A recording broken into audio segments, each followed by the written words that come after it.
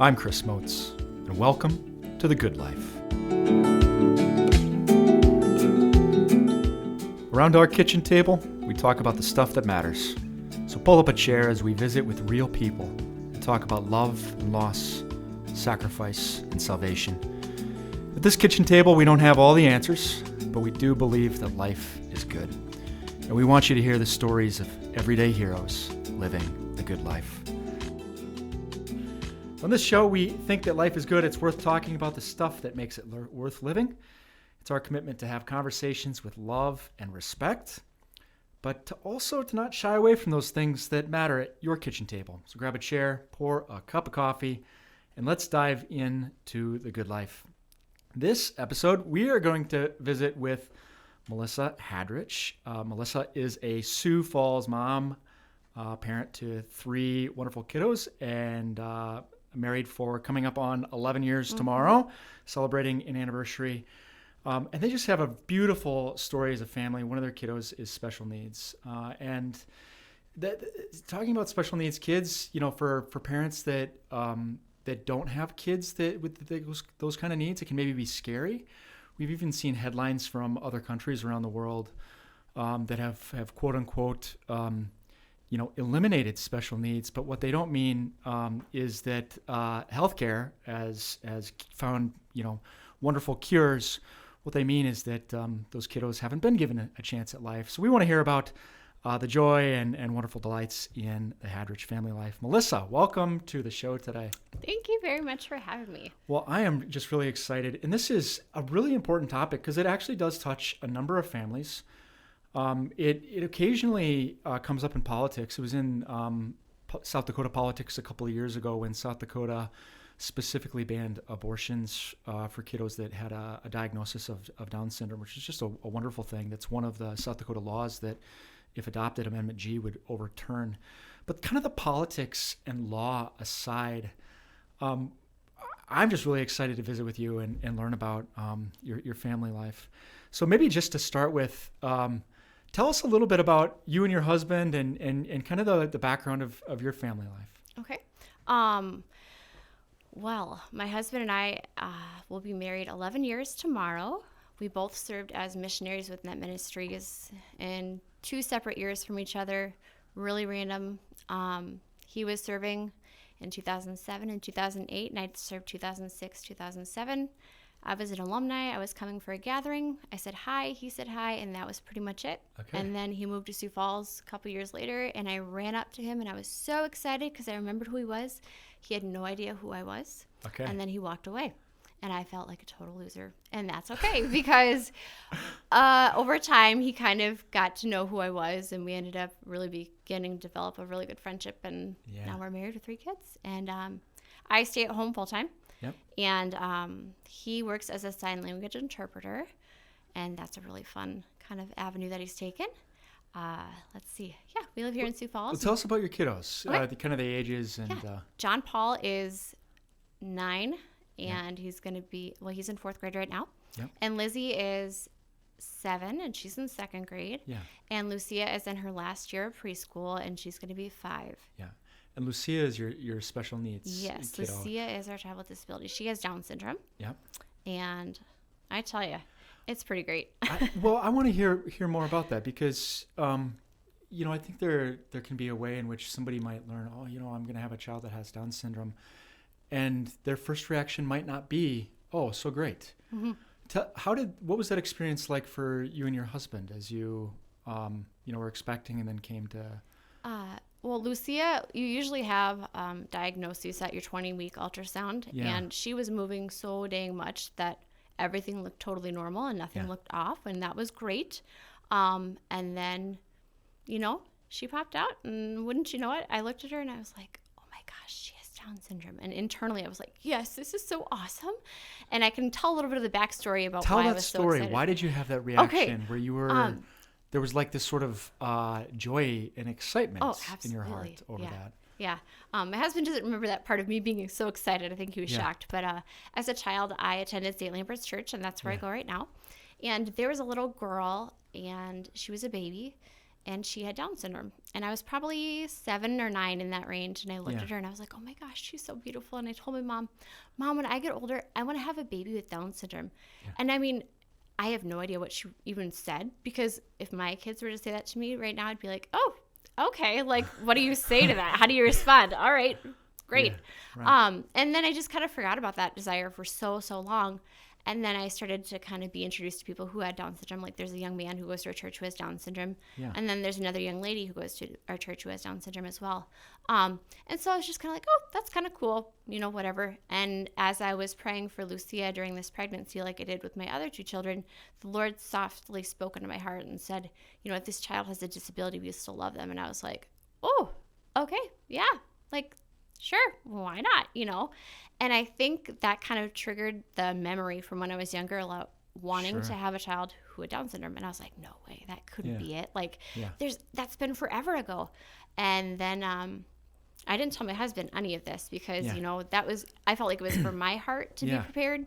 After obviously she was born, like having time to reflect on this, I see why I didn't tell him, and it was probably a good thing. Sure. But, and then, we delivered her, and I looked at her, and I just could tell right away she did not look like either of her siblings. I mean, she had the darkest hair, and it was standing straight up. Like, it lasted for a few months. It would not come down. And we're told that's kind of a Down syndrome characteristic. But I was so excited when I saw her. I was like, Michael, she's got Down syndrome. And he's like, no, she doesn't. Like, she's just chubby and swollen from, being birthed. And I was like, I don't know. Yeah. So we looked at our midwife, and she was like, I can't say anything officially because I don't have a diagnosis, but she looks like she does have some of the characteristics of Down syndrome. Yeah. And I remember internally kind of like being a little shocked, but really excited. And then I looked at my husband, and he was just white as a ghost. Like, oh my gosh. What share a little more about his reaction and what that experience was like for him. I think it was really shocking for him because most people that have a child with Down syndrome get a diagnosis at the 20-week ultrasound. We were one of the lucky ones that kind of were surprised by it. Yeah. God's generosity, which I can go more on that. Yes. And it was just really shocking to him because, he didn't know at all anybody who has Down syndrome. He hasn't met anybody who has Down syndrome. Like, what is he supposed to do? How is he going to raise a child with Down syndrome? Working with the deaf community, he sees a lot of underserved, underprivileged people in that community who don't have as many accessibilities. And so he was just thinking, oh my gosh, what are we going to do with He's a sign language interpreter. Yep. And so he has, he sees a lot that people don't always see. And when you have a child with disability, you're also like, oh God, how are we going to do this? Yeah. And so it wasn't a family picture right away like we had with the other kids. It was more of a, okay, I need to be able to process this. I need to be able to come to terms with this. Yeah.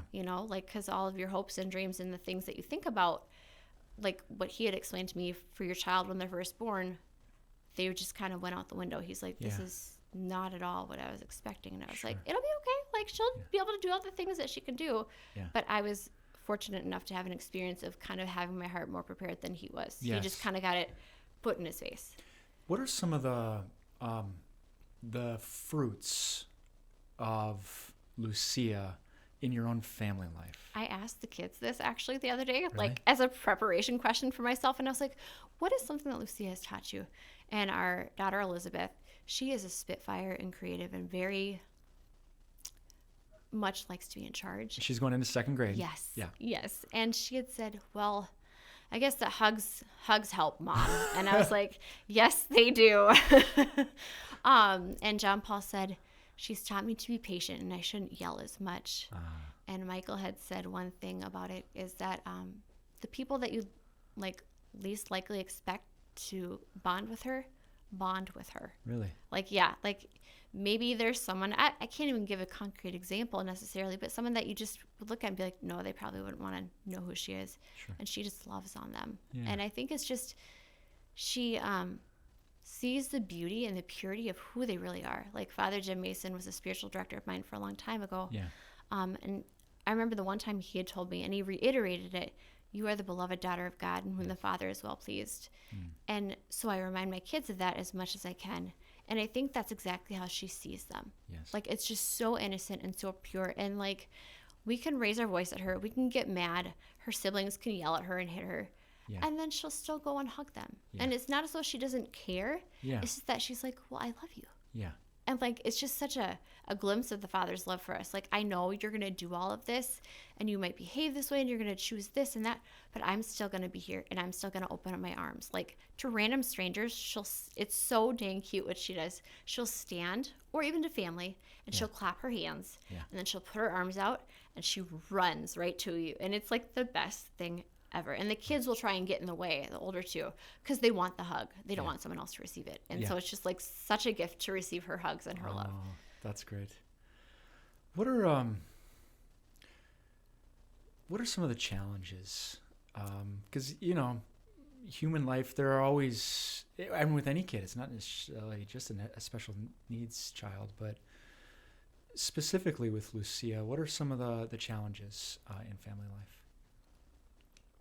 It is true that you say there are challenges, because a lot of people have the idea that people with Down syndrome are always happy, and we will tell you, she is not always happy. She feels all the things that we do. She gets sad. She gets hurt. Her feelings are hurt. She gets really, really mad and throws things. So, I mean, that's just one of the normal challenges. And her being almost 5 years old, but still not having the best language is one of the big challenges. Her primary language is sign language. My husband taught her that, which, thank God, she was born into a family whose dad was a sign language interpreter, because he took full advantage of it. And you guys all speak? We use it. Okay. I'm not as fluent by any means as my husband, because he went to school for it, and our kids are picking up on it. But I think that's a challenge, is that not everybody knows what she's saying. Sure. Another thing is that, I'm just trying to think of other things that are kind of challenging. I guess that you have to worry a little bit more about her and be a little more concerned about where she's going to go, who she's going to go to, running away. Like, she has, like, the day on her birthday, turning 4 years old, she got out of the house and ran up the street, and we didn't even know she was out, because I was occupied with something else, and we thought, miscommunication with parents, like, you got an eye on her, you got an eye on her. And so things like that, because she doesn't, because of the developmental part of her brain, it doesn't see a threat of running out into the street. It's like, oh, a street, cars, great, let's just go run, like, freedom. And so that is kind of a challenge in itself too, that when you're walking with her, she can't just not hold your hand at the grocery store. Like, you have to either carry her or you have to hold her hand. Whereas her siblings, when they're almost 5, you could trust that they'd be okay. Sure. And she just does not have that yet. And she will hopefully grow into that. We don't know, like, how well she'll do on her own one day, and we hope for her to be able to be independent and do things on her own and have her own place. But for right now, she's just growing as much as she can, and otherwise, I mean, she's pretty healthy. What would your other two kids, so your 4th and 2nd graders, say about the challenges or the hard parts for them? What's their experience? Lucia gets all the attention, and that is such a hard thing to hear as a parent. Sure. Because you try, and I mean, you can't divide your love, but you can multiply it with each child. But trying to show them, like, we're not giving her more attention because of X, Y, and Z.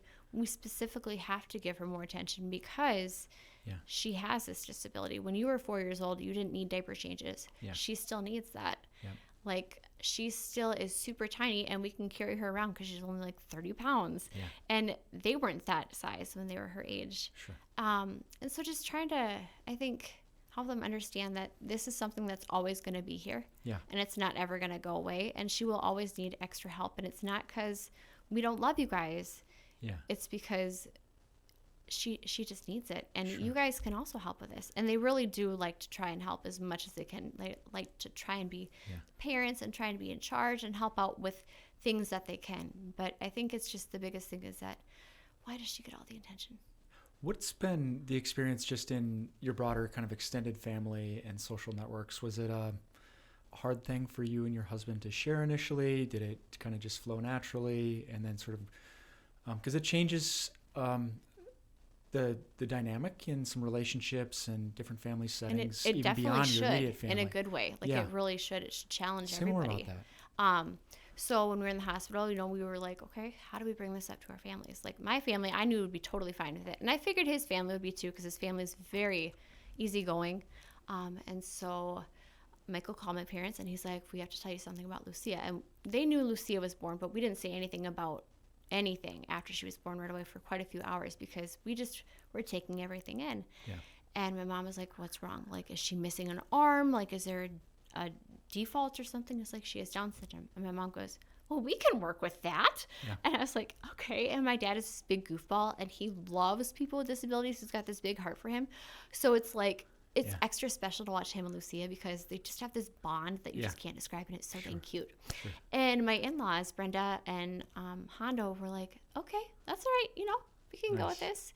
And we were so fortunate because she ended up having a NICU stay. Even though she was born healthy, she contracted strep A, and she was in the hospital for 35 days because with Down syndrome, there's low muscle tone, and trying to learn how to breastfeed and how to take a bottle took a lot more work, and so she would get exhausted, so they had to hook her up to a tube and stuff like that. Well, thanks be to God, I am so blessed that I have a brother-in-law who's a priest in the Diocese of Duluth, so he came down and he baptized our daughter in the NICU, and that was such a gift to have that. And so, I mean, we've got that, and then my brother-in-law is a PT, and my sister-in-law is an OT, so, I mean, she really just came into a stinking awesome family. Like, we were really blessed. We were like, I don't know if we were more blessed to have her. She's more blessed to have us. Like, it's wild. So, has Lucia, coming into your family, has she changed your own like friendships, or, I mean, have you connected more with other parents of special needs kids? I'd say with the community with Down syndrome, I don't feel like I've really connected with a whole lot of people yet. Okay. I mean, I know some people. Yeah. But I have two really, really good, solid friends who each have children with disabilities. And we were friends before Lucia was born. Okay. And so it's kind of crazy that God had brought us three women together as Catholic wives, moms, and we have children who have disabilities. And we're really close, and we just depend on each other, and we can talk to each other about things that are really difficult because we get it. I mean, everybody that has kids understands it's difficult. But when you have a child with special needs, it's even more difficult because certain things for them that your children do previously happens a lot earlier, but with a child with special needs, it can take a lot longer. Yeah. And they just get it. You can just say, oh my gosh, I'm having a hard day. And they're like, I get it. Yeah. And people mean so well. Like, I know all family and friends are well-intentioned, but sometimes what they say isn't always perceived well for us. And it's no hard feelings. It's just, they don't understand what it's like to have a child who has special needs, even though it's great. Yeah. What is so as Lucia is kind of coming up in school age? I mean, she's sort of final years of preschool now. Yep. What what are you planning for? I mean, you mentioned that sort of someday of maybe living and working outside of the house. You kind of just have to take that as it comes. You don't necessarily know, but more immediately, what do the years immediately in front of you look like as you're sorting through school and education and friendships for Lucia herself? Yeah, I really desire, and I know my husband desires this too, for our daughter to be able to attend a Catholic school. Our older two children attend St. Lambert, and Lucia attends Cleveland because they have a special education program there with all of her PTs and OTs and speech. And it's been such a gift for her. Sure. We also want her to be able to have the opportunity that her siblings have to be able to attend a Catholic school. And we know that there's a lot of fine lines and a lot of challenges that will come up with that. But that's one thing that I'm kind of trying to get on right now, is to be able to allow her that opportunity, because she's already going to realize, I don't even know if she realizes she has Down syndrome yet, because she can't tell us necessarily. Sure. But we don't want her to feel like just because she has a disability, she can't attend a school because of her disability. And as Catholics, and being pro-life and very much for families, we're really trying to hopefully pave the way for other families to be able to allow their children to attend a school that's Catholic, that she should be able to attend as well. Well, that's beautiful. Thank you for sharing that. Does she, does she have her own friendships? Does she look, when she's at school, does she look a lot like other 5-year-olds there in terms of a lot of the other 5-year-olds are huge. They tower sure. over her. Okay. And sometimes, like, when I'm walking in the school to drop her off, they're like, oh, your baby's so cute. And I'm like, she's going to be 5 and she goes to your school. Sure. But no, she definitely is. She's the only one with Down syndrome in her class, and she's had the same teacher. It'll be for 3 years now. Oh, wow. And she does have some friends. She knows their names, and she'll say them at school. At home, she won't really say anything much about them, and they don't really interact super well with her. Yeah. Even though they love on her, and whenever they see her, they hug her, but they don't necessarily play with her. We attend St. Lambert's, and all the kids there know her. Like, they love Lucia. Yeah. And so if they come over to our house to hang out and play, the kids are always like, why does she have to play with us? And I'm like, I don't know. Ask your friends. Like, your friends want to play with her. So she'll hug all the kids. Like, it was the first day of school for the kids. What was it?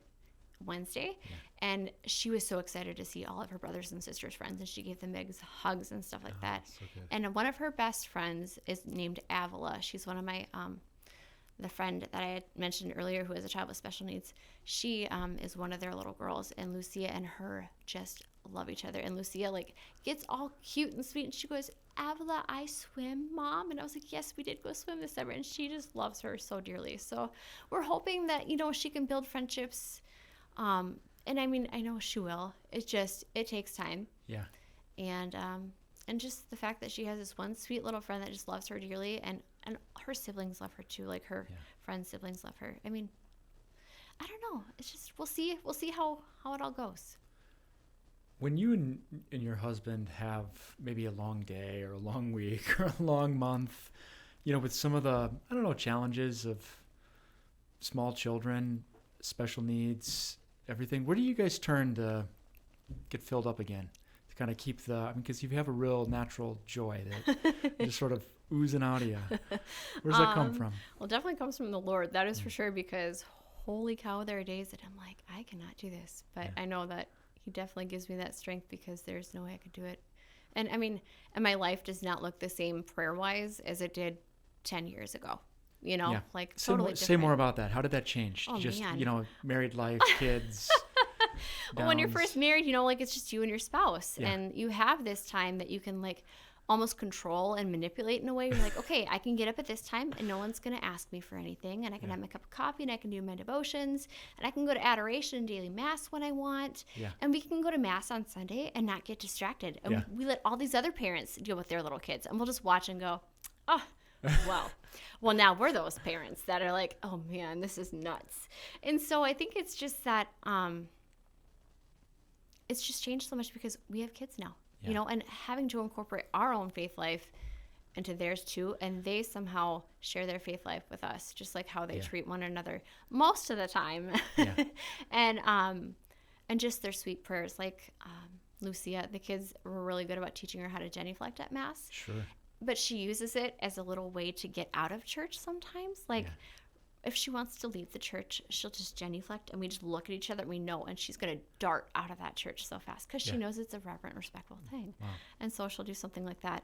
But yeah, it's just, I don't even remember the question. What was your question again? Well, it's just, where do you turn to get filled up, to kind of keep the passion, the energy, the joy, the faithfulness. It's definitely, we definitely pray together every night. That is a huge thing that we do, even if it's just Our Father or Hail Mary. And sometimes I want it to be more like a devotional thing, but sometimes, like my husband says, in the season of life, a Hail Mary is going to be sufficient, Yeah. And we have great family support. Like, my parents live here in town, and so they can give us date nights, and we have other people that are willing to let us have date nights, and so we can get away together. Yeah. We also have a very special marriage group to us. We've been in it it'll be 11 years now tomorrow. And they're called Teams of Our Lady, and it's just a movement from France, I think is where it started. And you meet once a month.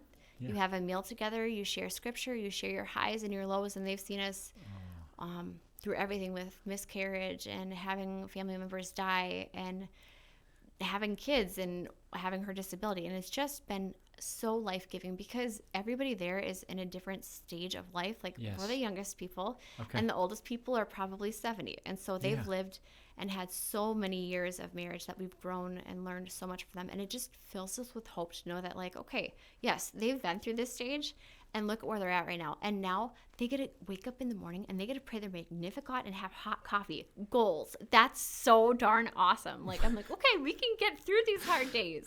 I'm laughing because my wife and I have 5 small children, and so I can sympathize, even without a special needs child. Like, it's someday. Retirement goals, right? Yep.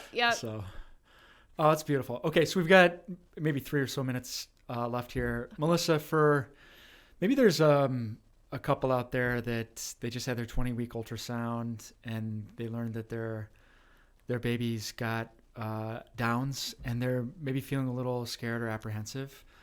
What words would you have for this couple? I would say the Lord already knew that your child was going to have this before you even had a thought about it.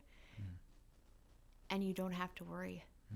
And it can be scary because we dealt with this scare in the hospital ourselves.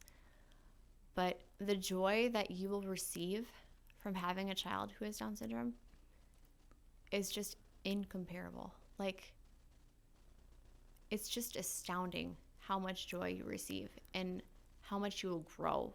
Yeah. Hopefully you grow. Yeah.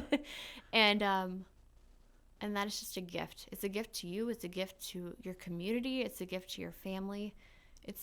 It's truly a treasure. And just to know that, like, God already saw that this was going to happen, and it's going to be okay. It's going to be okay. It's going to be okay.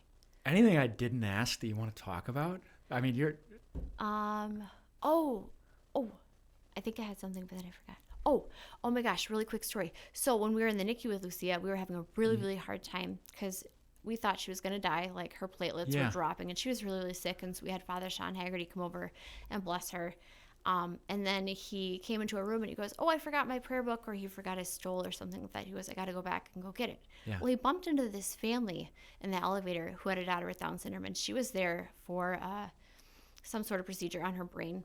Yeah. And he goes, I just met this couple in the elevator, and they're in their 60s. And they said, this daughter of yours is going to bring so much joy. And I'm like, okay, that's so nice. That's so great. And then he came over and blessed her, and that was great and wonderful.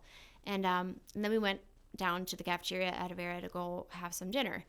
And I'm just, I think it was the first or second, I don't know what day it was. We were in the NICU. It's all a blur. And I saw this couple out of the corner of my eye who had someone with Down syndrome. And I was like, I guarantee you that's the couple that Father was talking to us about. There's no way there's a couple their age who has a daughter with Down syndrome sitting here in the cafeteria out of the whole hospital that, like, isn't meant for us. Yeah. And so my husband is like, Melissa, don't do it. And I'm like, I'm so going to go over there. And I was so emotional. And I just walked up, and the husband stood up, and I just started sobbing. And he just hugged me. And he's like, are you okay? I was like, are you the guy that talked to our priest in the elevator about a baby? And he's like, yes. And then he's like, Nancy. And so their name is Steve and Nancy Dirks. And he's like, come here. This is the girl that priest was talking to us about with her little girl being in the hospital. And she's like, oh, sweetheart, it's going to be so good. And I'm just like getting choked up about it. But I was like, yes, I was supposed to do that. If I didn't do my awkward self and go talk to somebody I didn't know, I wouldn't have met them. Yeah. And it was such a gift. Such a gift to meet them. Well, it's so beautiful, and what a gift from the Lord. And it's going to be okay. So, Melissa, it's just been a delight to visit. I mean, you're just joyful spirit. It's very clear that the Lord has blessed your family. Thanks for joining us on the show. Thank you for having me. And thank you, dear listeners, everybody out there, all our friends and neighbors. I'm Chris Motes. Thanks for joining us on this episode of The Good Life.